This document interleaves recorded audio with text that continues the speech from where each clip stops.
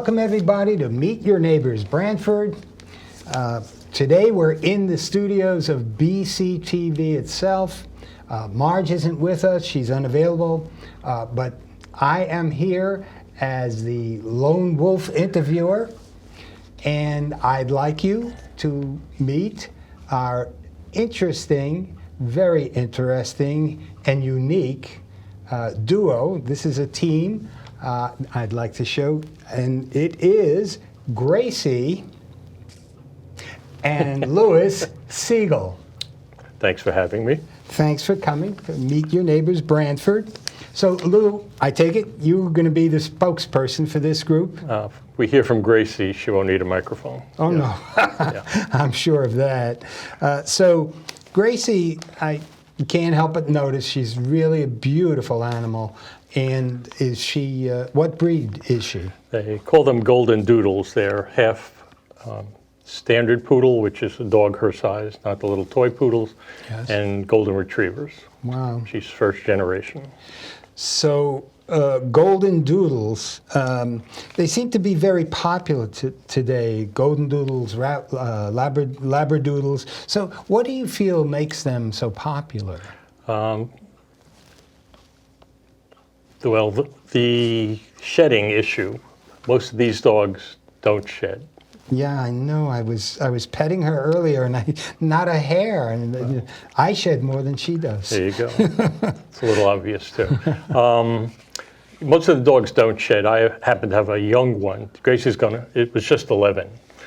I have one that's 16 months, Gabby, and she looks like a golden retriever and sheds like a golden retriever. So oh, I see. It's all in the genetic breakdown. Oh, that's very interesting. So I'm going to ask something about yourself. So you told us that you retired from a business that you yourself created over 40 years ago? Right.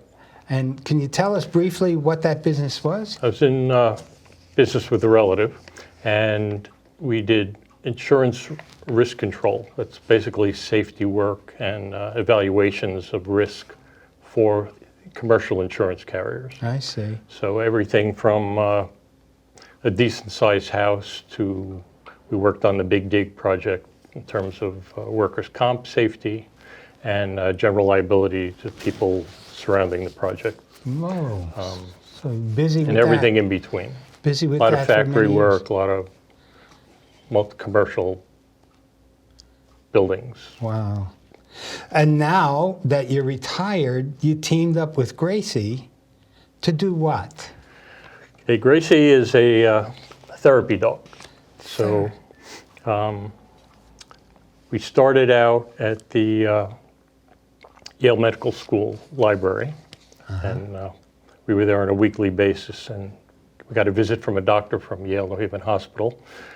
She asked me to come over and start a program just for the staff, the doctors and the nurses. That was an every other week project. So they also got me into visiting patients on the alternating weeks. Then HR followed me around, saw how effective it was. So now when we go, we just visit everybody. So they either have lists of people to visit, but what really impresses me is when I get onto a floor in the hospital. We're not allowed everywhere in the building, but I do get to all 4 towers. And the nurses or doctors will ask me to go into other rooms of patients that they know that might be interested, and they'll go and ask first. But it shows that the contact that they have, and they're paying attention. I see, yeah. And, so they asked you, that's how it became initiated. It wasn't that Gracie said, hey, let's go out and do something for a living while you're retired? Well, it's not a living, we're volunteers. Well, yeah, no remuneration. Right, my wife basically threw me out of the house. I was retired and she wasn't, and said, I'm joking. Yeah, so we started there, and then somebody came over from the nursing school and we go there, and somebody came over from the School of Public Health and we go there. In between all of that, my wife was in her line of work, had somebody in her group that when they found out Gracie passed her exam, turned out he had been the middle school principal at Sandy Hook. And he belonged to this organization that I belong to called Canine First Responders, I see. and they go to crisis situations. Well, I'm going to ask you more about that soon, but I'm Right. curious about the part, and I'm very curious about that, the part where you visit patients. I'd like to delve a little more into that. When you visit patients, you must have some unique experiences. Can you recall some of those and relate some of those to us? I do. A lot of times people are very interested in seeing the dog. They're in good enough shape, I'll say, that they are very aware and they love the dog coming in, and they could either reach it, pet it, or I'll lift the front of her up. They'll have relatives or visitors in there who are just as dog crazy, and it lifts everybody's spirits. You can Yes. see it work. There are other situations where, specifically when the nursing staff or the doctors ask me to go in there, where the people are in rough shape, and it's a much slower process. I have to work pretty much one-on-one with the patient. Sometimes there's a nurse standing by just to help. But I find it very rewarding, because I could, even in those situations, you can see the patient is appreciative of what's going on. Yeah. And I'd rather not, I sign a lot of paperwork, I'd rather not get into too specific, but I do go to all four wings of the hospital, and there are days I come back a little shaken from what I was dealing with. Yeah, I see a lot.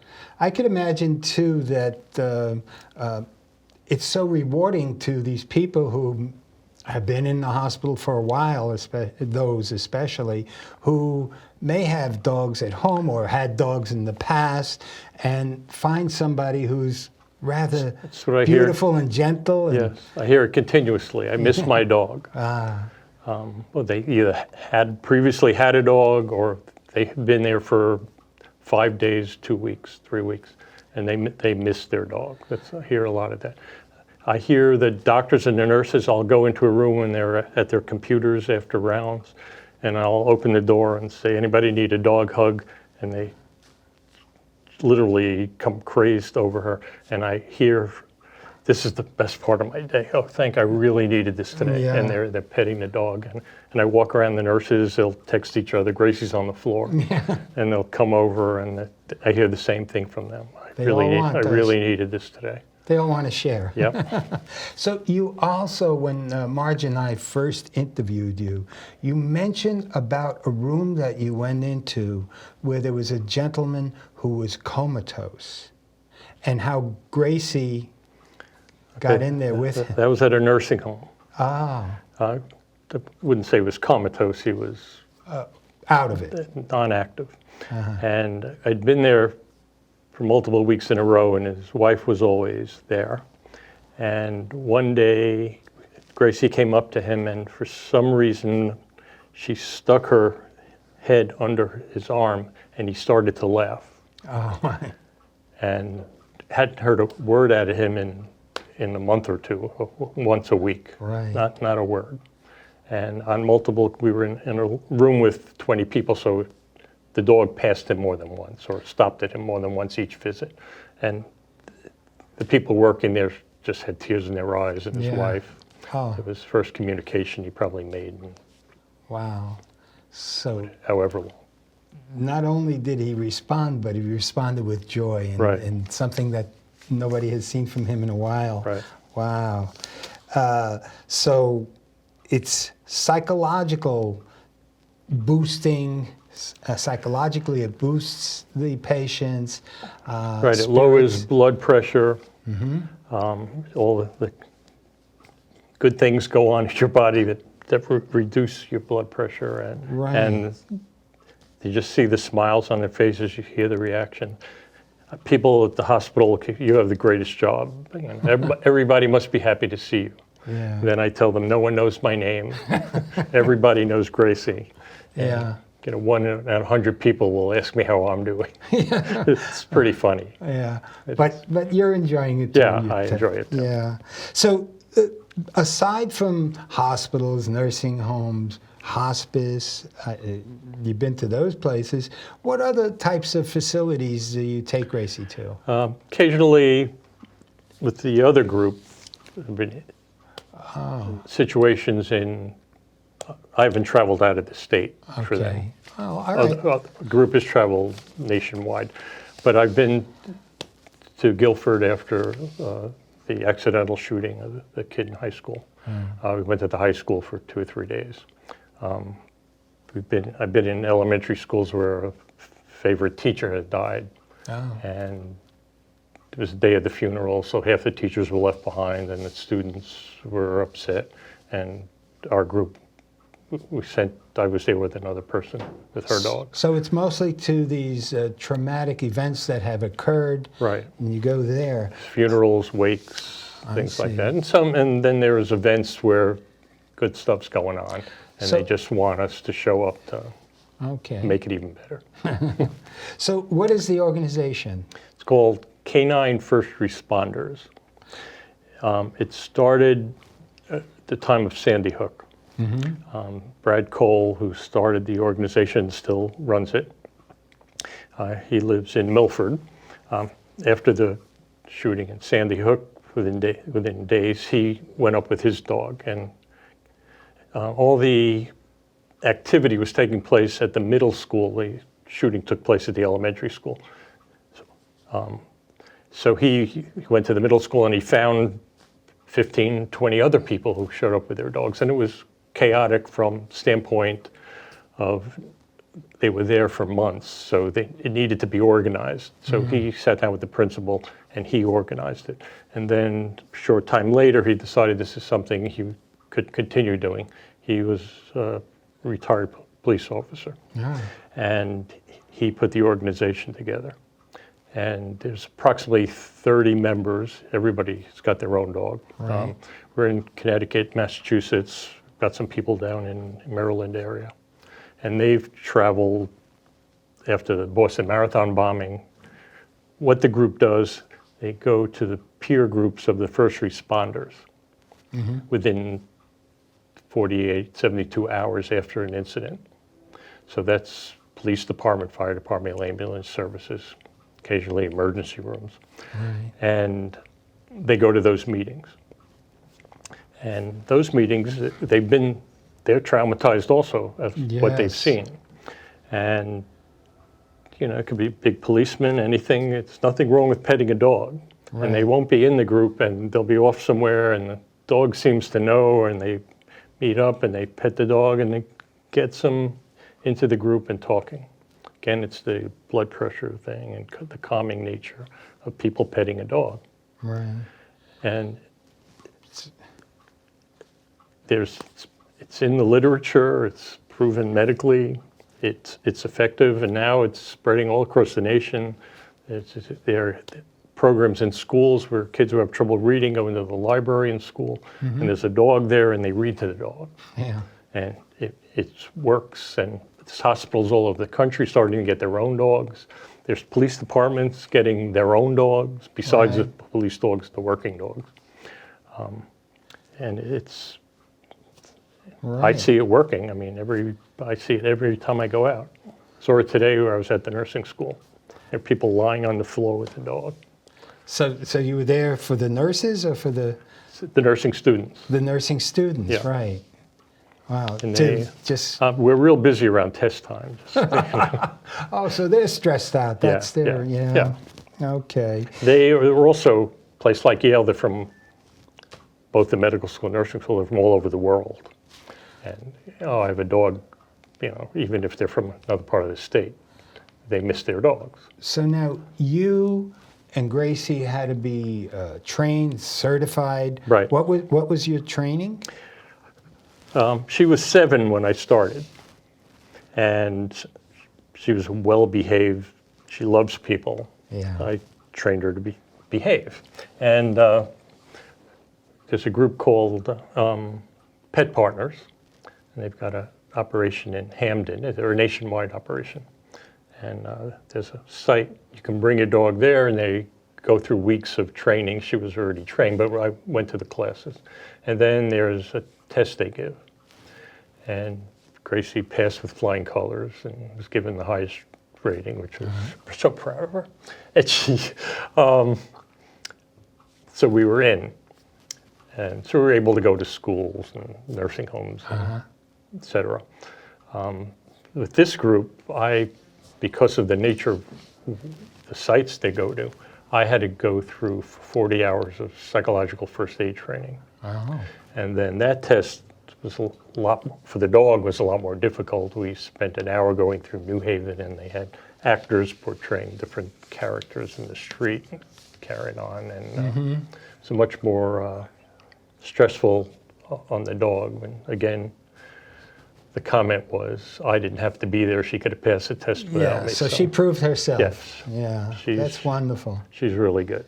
So what have you done so far with the organization, with Canine, the emergency group? Well, for a while I was their fundraiser, because I hadn't taken the classes when she first passed. She literally passed. On the next day, my wife had this meeting, which is when the gentleman, Jay, talked to her about the Canine group. He had been, if I didn't mention it before, he had been the principal at the middle school. All right. And he was new to my wife's group, and he filled her in on what went on there. And they called me, and I did that for them for a while. So I've gone to, again, to funerals. I was a state policeman up in Tallinn who was in a car accident, passed away, and 1,000 police showed up at for the funeral and the wake, 2-day event up at the football stadium in East Hartford. Yes. I've gone to schools, as I explained before, to Guilford and a couple of elementary schools.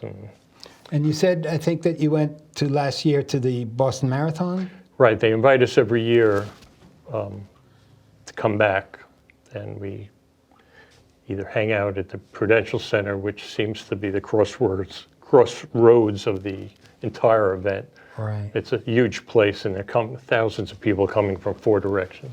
And I was shuttling. We were stationed about a mile away at a hotel that was the main hotel for the event. A lot of runners and families were ending up back there. Of course, it was a rainy day, so got to get dry dogs to places, and try getting a 150-pound dog into an Uber. So you were serving in a logistics function. Right. So that was another training I went through with them. I think you said there were 8 dogs that were at that event, and their handlers, and you had to move them around? Right.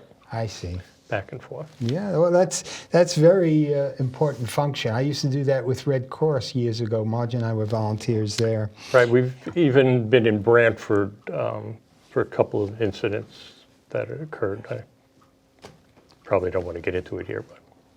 Okay. And so, I don't. There's something. I know what I was thinking of. A little what if situation that we heard you mention, and that has something to do with a bulldog. So I hope the public doesn't mind. I hope people from Yale don't mind talking about this, but I think Gracie deserves a little credit here for all that she's done for Yale and for the patients, really.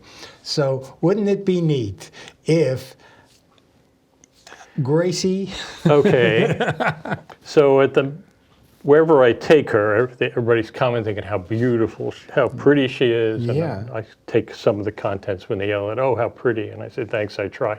But everybody's remarking on what she looks like. So at the medical school, I've been giving them little nudges on how, the bulldog, not the prettiest of the dog breeds.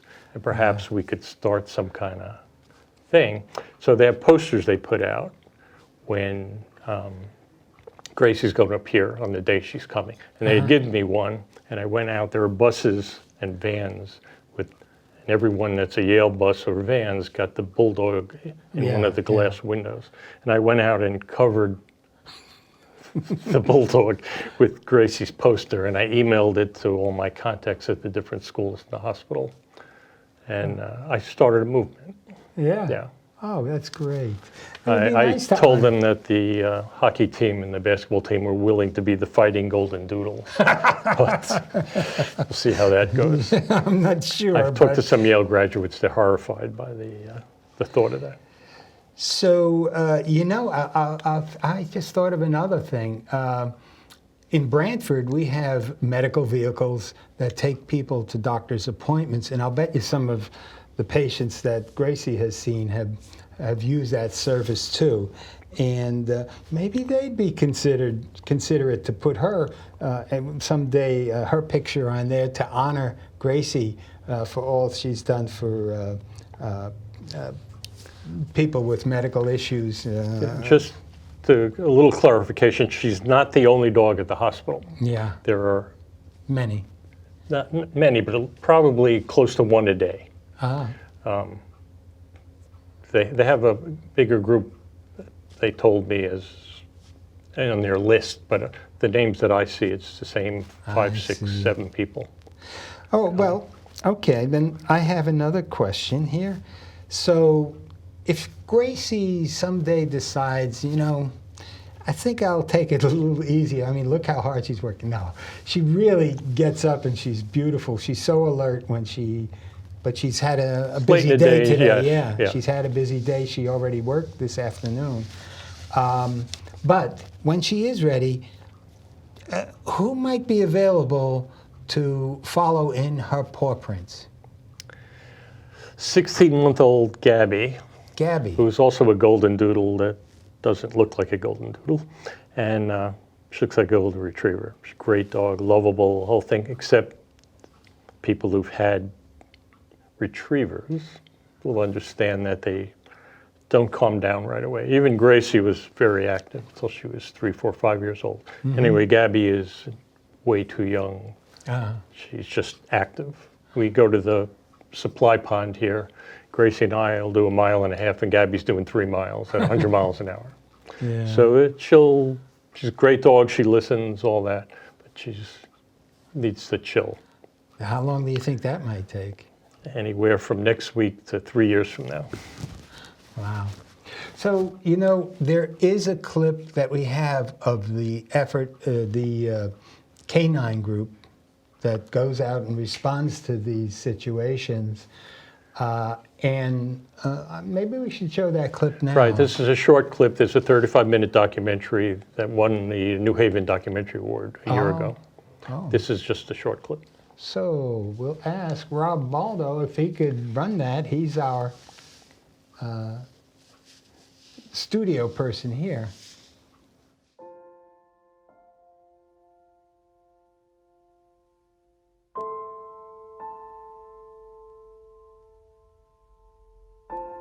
Samantha was a Sandy Hook Elementary School student. After what happened in December of 2012, she didn't want to leave the house. The city of Milford was met by a tragedy at Jonathan Law High School. A very popular student was tragically killed.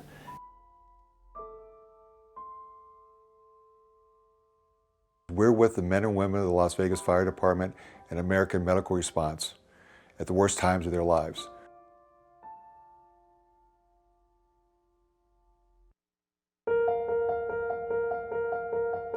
My mother took me to school, which had been set up as a gathering place for our community. Spartacus was a giant of a dog with big dark eyes that looked directly into mine and seemed to read my heart. In my opinion, having the dog teams there was the single most important element in helping our school recover. I saw kids who don't talk to anyone stop every single morning in front of myself and Brad and his team to talk to those dogs every day. And just having that calming presence of the dogs there, I think was the thing that made it better in the immediate aftermath. You have this connection that I don't think you can make with a human. The dog was the key to start a healing process for a person. And If you had read that to me in a book, I would have never believed it.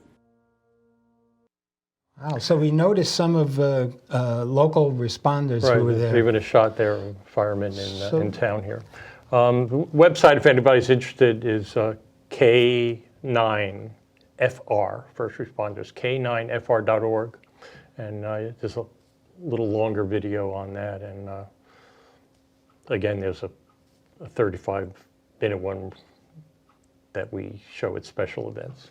That's wonderful. So, Lou, I'd like to thank you for all, and shake your hand here, for all that you've done and for all that you're doing for so many people within our region and even beyond.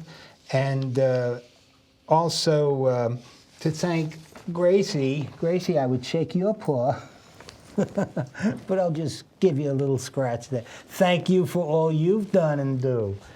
Thank you so much.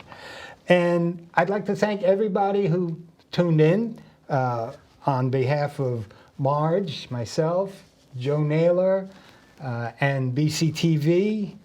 And I got to give a plug for Rob, who does our editing and everything. And we trust that everybody will have safe and joyous holidays until we return next on Meet Your Neighbors Brantford. So thank you and goodbye.